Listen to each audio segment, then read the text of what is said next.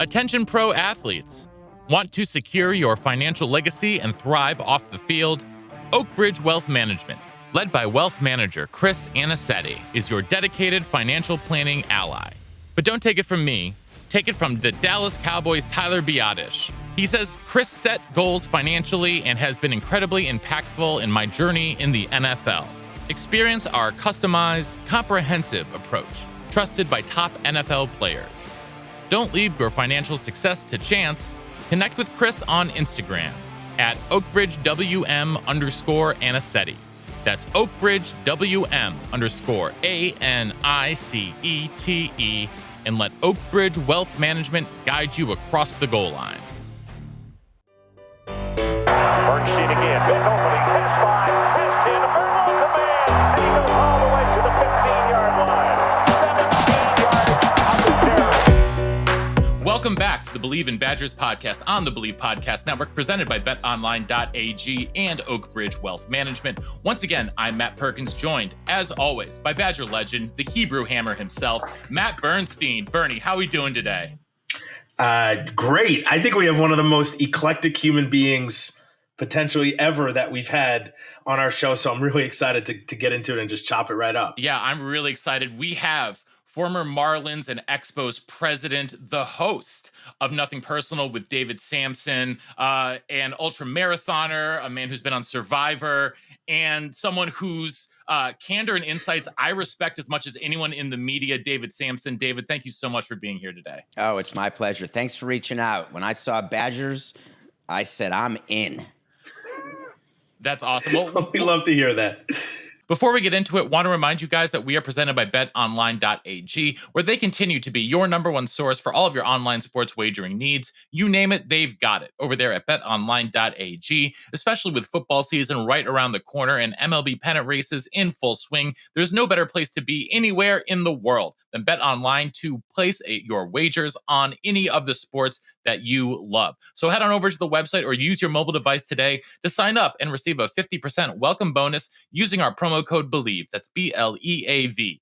Bet online, where the game starts. We'll jump right into it here. You were born in Milwaukee, but grew up between Milwaukee and New York. And so what was your experience with sports, and specifically Wisconsin sports, growing up? I met Lucius Allen when I was 4 years old. And my mom and dad were still married at the time. And we lived in Bayside, which is a suburb of Milwaukee. And my mother was a art dealer, and a young art dealer. When I look back and think how young she was, it's hard to imagine. She was in her 20s. And she would sell art to people who played on the Bucks. And this was... I loved basketball. It's always been my favorite sport. I always wanted to be a basketball player. I'm so angry with my mother for smoking and causing me to be 5'5".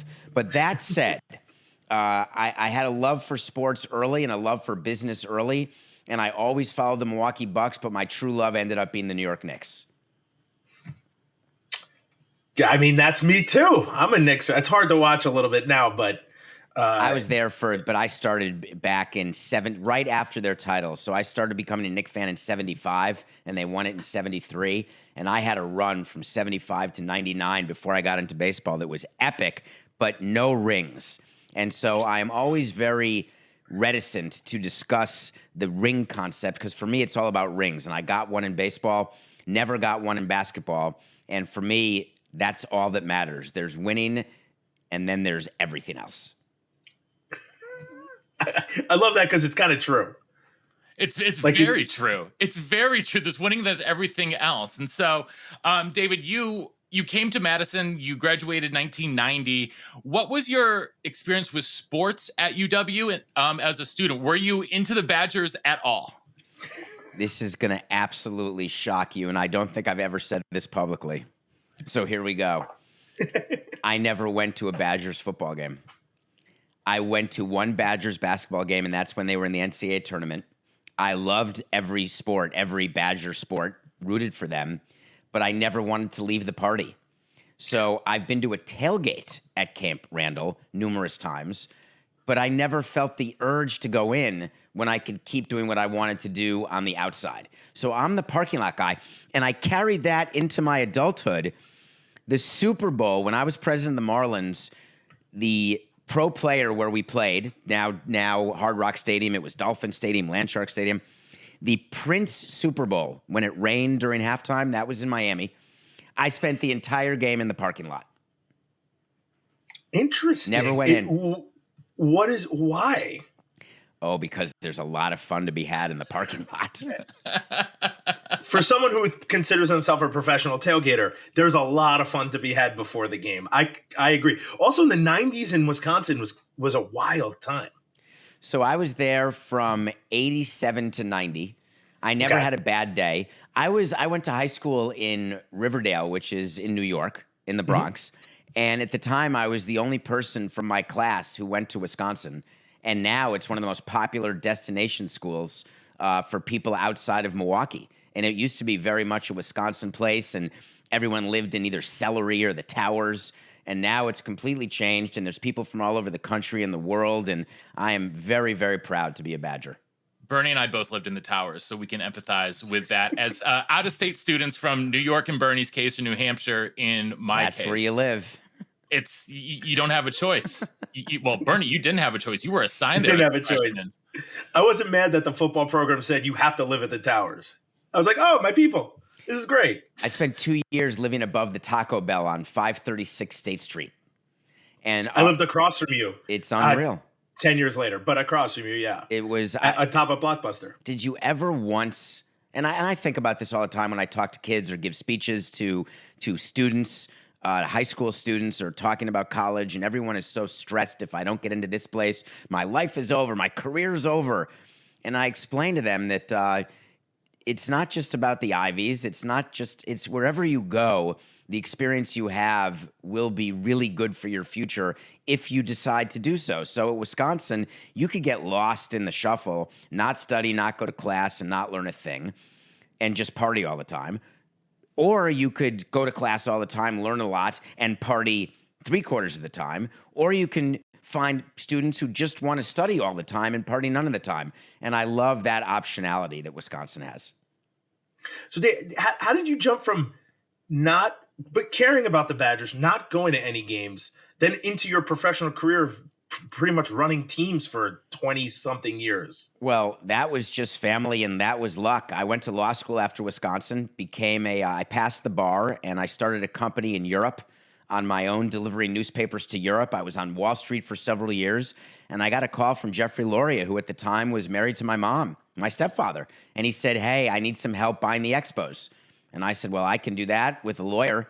So one lawyer, one banker, myself, we did the transaction to buy the Expos for him. And he asked me to help run the team for a short period of time, which I did while at Morgan Stanley. And then he asked me to stay on. And I left Morgan Stanley, negotiated a contract with him, and I found that running a baseball team is no different than running a business in Europe. It's a business. And I was never really overtaken by the emotion of the players or thinking that I was all that, important. I was just running a team. And so everything was fine until my mother and stepfather got divorced in 2004. And I ended up telling my former stepfather, I'll keep working here. I'll just need my own lawyer when we negotiate contracts. And he had his own lawyer. And I stayed with him for 13 more years. And by the time he sold the team and Derek Jeter and Bruce Sherman bought it, I was excited for my next chapter. I've always liked doing different things. I've always enjoyed the discomfort of not knowing your future. And I'd been in baseball for 18 years, and it was enough. I was done. And then I went into media practically, literally the next day. So you skipped over something I wanted to talk about really quickly, and that's news travels fast. Because for those of you who don't know David's story, this is one of the most fascinating things I've ever heard you talk about. So just can you talk about the premise of news travels fast? Because thinking about that today, that could not exist in 2023. It couldn't exist in 1998. The premise of it was that when I was young, I was lucky enough to be in Europe, and I was a huge Knicks fan, and I couldn't get a Knicks score. This is pre-internet. The only scores were in the International Herald Tribune, which is a printed newspaper owned half by the Washington Post and half by the New York Times. And the sports scores were always a day late. And I remember thinking to myself, this is absurd. How can I not get a score next day? So I would go to newsstands in Europe, and they would have the Sunday New York Times available for sale, but on the following Wednesday or Thursday. And I remember thinking to myself, this is completely absurd. So after law school, when I didn't get the job that I really wanted, which was to be a district attorney in Manhattan, I said, I'm going to try to sell newspapers because I think this can work. And to make a long story short, that may be interesting to your audience, may not, it took a lot logistically to get the New York Times to Europe same day, but I was able to do it by getting the New York Times on the last flight out of Kennedy Airport Saturday night, and it would land in Paris on Sunday morning, and I made up distributions in different cities, and people had the Sunday Times in their hand on Sunday, and it was a great business. And then all of a sudden, the internet happened, and people were reading newspapers on their computer, and I thought, that's not going to last. This is ridiculous. My clients love sitting on the beach in the south of France and getting their fingers dirty with ink. And then I realized I may have been wrong. And the greatest thing about that business, there was zero overhead. I bought papers. Talk about a declining asset. You buy papers on Saturday. If they're not sold, they're toilet paper. So it's not like I didn't have a factory. I didn't have inventory. One day I just stopped. And I started at Morgan Stanley and became an investment advisor doing financial derivatives for clients who had concentrated equity positions. I loved it, had a great time, made great money. It was great. And so when I got the call from Jeffrey to help him with the Expos, I thought, hey, this could be fun for a period of time. And it turned into an 18-year run. That's so cool. I want to touch on something you said because I think it brings it kind of to where we might be in college football, and I'd love to hear your thoughts. You said with the Expos, you couldn't care as a GM. You couldn't care, didn't care. I'm sorry, I'm about the players' feelings. About the players' feelings, and I think that's a college coaching. You get the kid in, and you don't really at that point they're there and they can either produce or not. And you really can't worry about the kid. I think game has changed where you do care. Yeah, let me clarify because you're saying I don't mean it rudely. I just mean it like, yes, I'm sorry. I apologize. I think you're right though. You can't care about I can't see the coaches caring about. They can care about the kid, but they cannot. They need to put the best product on the field and win games, or they're fired and their families out on the street, so to say. Yeah. So I'm just trying to say how did you do that? How do you separate that from the human person you are to running a team? Well, and then what does that kind of align with today's NIL and the college sports? It's a great question. And let me start by saying that I'm divorced and I was not the best father.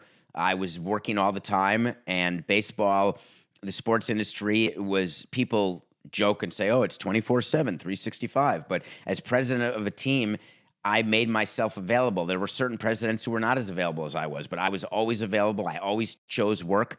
And when I say I didn't care about players' feelings, I want to be very clear with you. I had a job to do. It didn't interest me if fans didn't want this player traded or that player traded, or this player had a family and a kid in school and didn't want to go to another city and didn't want to be traded. That wasn't my job. My job was to try to lose as little money as possible, increase the value of the asset, and if possible, win games. And you have to do it with reckless indifference toward emotion. That was my view. There's some people who govern by feel and by emotion. I governed by rationality. I governed with the stomach test. If something didn't feel right to me, I didn't do it. If it felt right to me, I did. Knowing a blind spot for me was the wire nature of my personality and of my makeup, but it enabled me to run a business that was a complicated business in many ways and an easy business in many ways. Revenue, expenses. If your revenue is smaller than your expenses, someone has to make up the difference. And in baseball, that's the owner. And the owner can make it up with debt. He can make it up with cash, with equity, whatever the owner does. There are expenses that need to be paid. So my job was to match revenue and expenses. And if you're trying to cut, look what companies are doing today. It's way easier to cut a guy making $3 million than 30 guys making $100,000. It's just way easier to do that. So that's what you saw ESPN did. That's what you see companies do, and they're doing it because it's the company that matters, not the employee. That sounds harsh. It sounds terrible, but it's true. And in college, what they are realizing is that the system they had, which is they make the revenue and there's no expenses on the employee side, that's a great model. That's a profitable model, which profits are used to subsidize less profitable models. Football subsidizes field hockey. It's very simple math. You have to profit from somewhere in order to make up for losses somewhere else, unless you choose not to have those losses. So colleges could say, forget field hockey. We're going to take the profits from football and we're going to build a building, let's say. But the players finally woke up and said, without us, what do you have? We want the ability to make money. And the compromise has not impacted the way people think it would have. Nick Saban be damned in his comment that this is terrible, et cetera. It's just boosters doing things out in the open now. That's all. It's the same thing that's happened. We just know more about it. Yeah, and speaking of sort of all these transitions within college sports, one of the things I wanted to pick your brain about was something that you talked about, I think, a couple weeks ago on Nothing Personal, and that is the consolidation of power within college athletics, specifically what looks like it's going to be in 3 conferences. Say goodbye to the Pac-12. It's the Pac-4 now. What benefits do you see in this consolidation, and what drawbacks do you see? It's the old story. Competition breeds innovation. So the question is, are we in a worse position where the Power 5 is not the Power 5? Is the EPL and football overseas or soccer overseas, are they in a better position with the Super League? Is relegation a real thing that could ever translate and come to the United States? Everybody's trying to figure out what to do with the back of the pack under the theory that you're only as strong as your weakest link. And that's a good business theory. But as we used to say to the Yankees when we were the Marlins, we would say, you've got to keep paying us money because who are you going to play? The Red Sox every day? You think that fans would buy tickets to 160 Red Sox games, or ESPN would take 160 Red Sox games? You need a league. My view is that college needs conferences. It needs the haves and the have-nots. It needs to share revenue. But in terms of power conferences or Pac-12, Pac-4, the Big Ten, which is 16, to me, they're all going to continue to consolidate and change. And the entity that's going to fight it the most is the entity that will disappear the soonest, and that's the NCAA. And so I think what you're seeing now is the NCAA realize that they're not as relevant as they used to be. And when people feel that way, they do things to get relevant. So they try to peacock a little bit. And so I think that's a lot of what's happening. But we're far from done here, Matt. There will be more changes within college sports. What do you suggest would be the best? How many conferences? What is like your vision of like the future in NCAA? What could be the best possibility? I think rivalries always are the best for me. So there are certain rivalries that are part of college sports, and giving TV networks what they want is important. Giving fans what they want is also important, though. So you can't assume that you're going to draw 100,000 people to the big house and it's never going to change and everything's going to be fine, or that if Wisconsin doesn't have natural rivals that no one will care because they just love the Badgers that much. You have to keep some of that excitement. But the real money has always been in playoffs, in every sport. Single elimination, even better. But series like they have in basketball and baseball, still good. So I believe that the college football playoff, which has now expanded, I think you're going to see a college football tournament of sorts, like the NCAA tournament, where there are teams playing and you're building toward a national champion in that way, because there will be ways to monetize it the way college basketball has. So I think that college football is going to continue to evolve. But what college presidents are doing now is they're thinking about field hockey. They're trying to decide how much money do we need to keep giving to programs that lose money. And we know this is happening because with the college realignment, there's been a lot of talk of travel. There's been a lot of talk of how are we going to get this team from here to there. That's never been talked about before. That's the beginning of the end for programs that operate at a loss. Eugene to Piscataway is an interesting travel for within the Big Ten. It's something, and I happen to love Rutgers, and because their president is a good friend, so I give you that. But it's definitely an issue, and that's why when this is the expression I'd like to give you, it's all going to work out in the end, and if it's not working out, it's not the end, and that is what I feel college sports is happening right now. But David, do you see like a Michigan, Ohio State playing 3 times a season then? So because if they're playing for the Big Ten and then they jump into a 10, 12 person, is it 12 people? 12 team. I mean, 12 team. I mean, how could you not? If they're the number 3 and 4, they could potentially match up again. And I think that would be outstanding. I would have no problem with that at all. As a network and as a driver of revenue, I would not have an issue with Michigan and Ohio State playing 3 times in a year, because when there's something to play for and it's win or go home, that's exciting. Interesting. Attention athletes. Do you want a frictionless and tailored financial planning experience to secure your future? Well, look no further. Introducing Oak Bridge Wealth Management, the premier financial planning firm for professional athletes. Led by wealth manager Chris Anicetti, our team provides a unique and comprehensive approach, ensuring your financial success both on and off the field. We understand the unique challenges you face as a professional athlete, from managing cash flow habits to planning major business purchases and navigating complex contracts. That's why we've developed a proven process, working closely with our strategic partners to provide seamless solutions for your unique financial journey. Our services evolve with your career, offering short, mid, and long-term goal setting, portfolio optimization, real estate investments, and more. As you transition to life beyond the field, we support you with career development and philanthropic ventures. But don't just take our word for it. Top NFL players like Chase Boulier, Tyler Biadasz, Alec Ingold, and more trust Oak Bridge Wealth Management to guide them towards financial success. Troy Dye of the Minnesota Vikings says, "I really love the work that Chris and the rest of the Oak Bridge group do. I especially like the honesty and transparency when it comes to setting up financial goals and plans that best fit my needs and situation. It's time to elevate your financial game plan. Connect with Chris on Instagram at OakBridgeWM_Anicetti.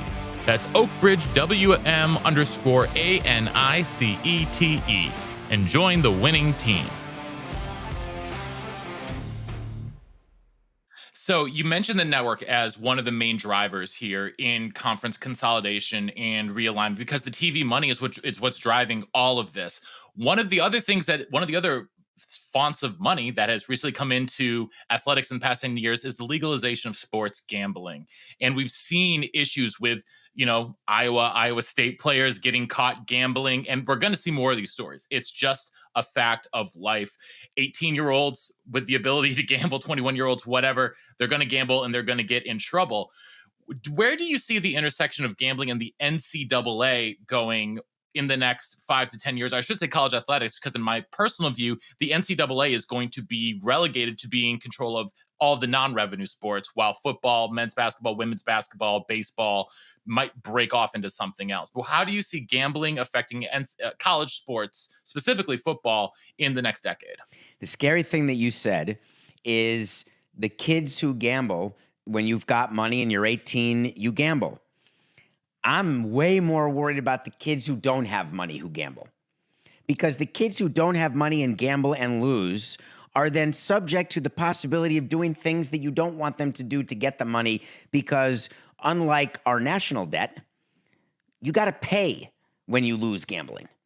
You have no choice. You can't kick it down the road. And so the competitive integrity of the on-field product is what all these leagues are trying to protect. It's what college football Major League Baseball, the NFL, NBA, they know their players are gambling. What they're working with the companies and the gambling companies and on IP addresses and on all these rules like what the NFL has, they're just trying to make sure that given that they know, here, you know what? I can say this on a podcast, right? This is the concept of giving out condoms at school. You can be against it. You can be for it. You can say, I don't believe in premarital sex. You can say this is ridiculous, but guess what? High school kids are having sex. It's like the free needle exchange. I don't want people doing drugs. I'd like to treat them, but hey, let's not spread AIDS. This is the concept when it comes to gambling. People are going to gamble. So let's put a framework in place, like with weed. Let's put a framework in place that it's legalized, it's regulated, and we know when it's being done in a safe way that will not in any way impact the competitive integrity of the product on the field. We're not there, but we're definitely getting there, and you're seeing leagues work together with the gambling companies. You're going to see college work together, NCAA, et cetera, with the gambling companies to figure out how best to protect everyone's interest, which is based, of course, on money. Because the TV networks don't pay the WWE, which is scripted, what they pay the NFL or for college football. Does this also, because you're going to have alcohol sold at the Kohl Center, which is the basketball arena in Wisconsin, but not at Camp Randall. When does that change? I mean, we're talking money. That's an absurd amount of money made. Now, there's a lot of risk and safety factors into it too, but they already do it at a lot of other universities. I feel like this is something that it's absurd. Is kind of in the same. The drinking age should be 18. It's absolutely absurd. I don't understand why it's not. If you're able to vote, you're able to drink and then make choices. If you make bad choices, you suffer consequences. Our penal system says if you're over 18, guess what? You got a problem if you do something as an adult, and you're an adult in most cases. So I've always believed that's like stopping alcohol sales in the 7th inning. I used to hate doing that. Like, why? What? We're trying to protect against people drinking and driving? Except we're developing around our ballpark to make sure people go get drinks after the game in order to help with traffic, and we're taking your money when you drink it in Wrigleyville or outside Fenway Park. Oh, but not in your seat. We want you to go to a bar that we own. It's so absurd. I can hardly believe it. Wait, David, so when you were president of a team, was there a lot of alcohol incidents? Or was that not such a big deal? It was once in a while. You had drunk people you had to kick out. It's like you're throwing a party. In my case, sometimes only for 5,000 people, sometimes for 25,000 people. Either way, it's a pretty big party. And sometimes at parties, there's someone vomiting on the lawn. That's just how it is. And you sort of hold their forehead, you put them in an Uber and say, hope you feel better. But the party doesn't stop. I actually love everything you're saying. I agree that 18 should be the limit. And now you're saying also people can sign up to go to the military at 18. They can't drink a beer. That to me is it's kind of crazy. But I think Camp Randall will have alcohol sooner rather than later. And I think they're all worried that it's going to be some kind of huge, everyone's going to fall down drunk in the stadium. And I just don't believe that to be true. So when I was a kid, there was no candy allowed in my house. And I was only allowed TV on Saturday mornings after I'd done my homework. The minute I got to college, all I did was watch TV and eat candy. Meanwhile, I had friends who grew up with a TV in their room, had Snickers whenever they wanted it, and when they got to school, they were like, oh, what are you doing, David? Well, I'm watching these shows. Well, why? Well, because I can.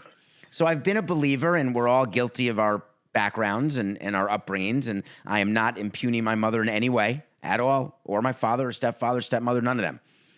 I may have done things similar and differently, made my own mistakes, obviously, big mistakes. But what's the big deal? You think that people at Wisconsin on State Street are going to have 20 beers on State Street, but in Camp Randall they have 50 beers because they can? It's absurd. If it's available, most people drink responsibly, and the ones who don't will get in trouble. It's the same at a frat party. Absolutely. And if they're worried about sales in the stadium, they're not aware of what's going on outside the stadium, because by the time most people enter the game, they're incapable of drinking a whole lot more. And by the way, that's because there's no alcohol in Camp Randall, so people feel as though they have to binge drink in order to be effed up and drunk before the game starts, so the buzz can last, or they sneak it in, or they try to game the system. That's why, to me, it's silly.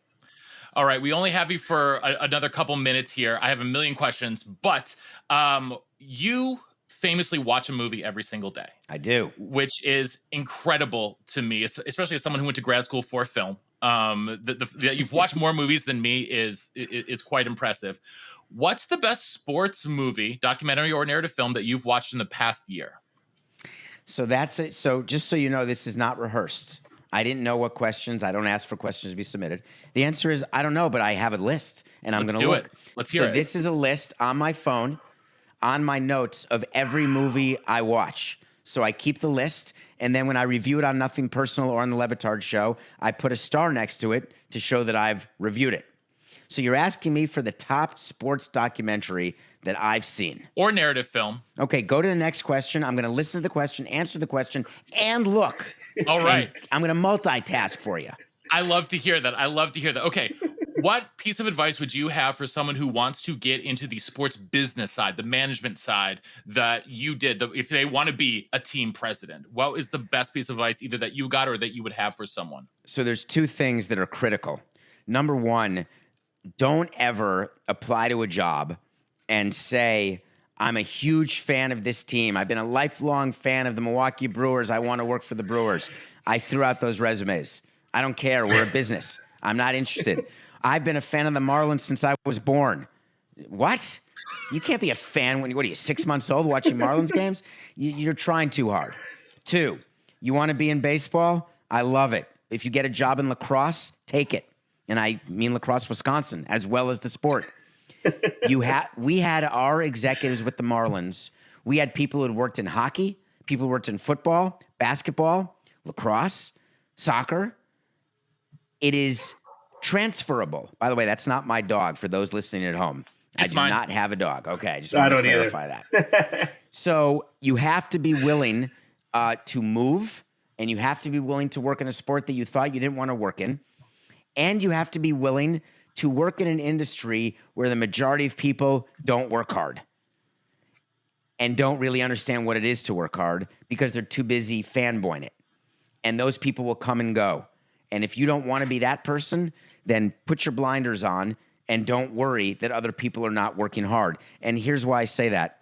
I used to get very upset when I would see people not working until I changed my mindset and realized that someone next to me spending their day on the internet or spending their day gambling or whatever they're doing, I'm spending my day working, but I'm the one who's going to have a career. I'm the one who's going to get a bigger bonus.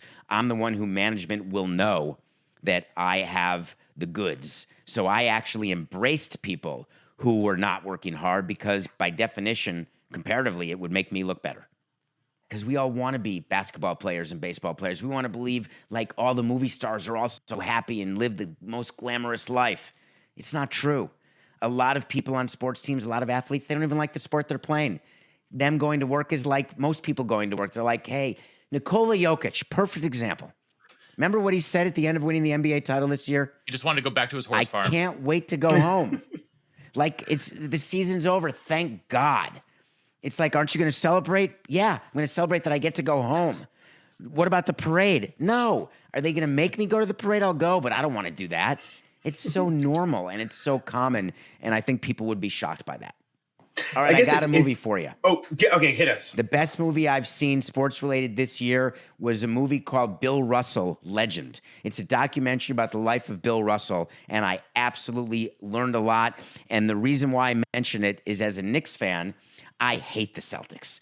Everything about the Celtics, everything they do, all the gamesmanship, from turning off the air conditioning in the visiting locker room to Red Auerbach and his cigars and the cockiness of those teams. Hate them.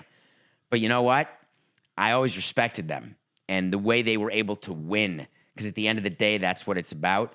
And this movie about Bill Russell and the life he had, I was never aware. I learned something, and I love learning. So that would be a movie I'd suggest to people.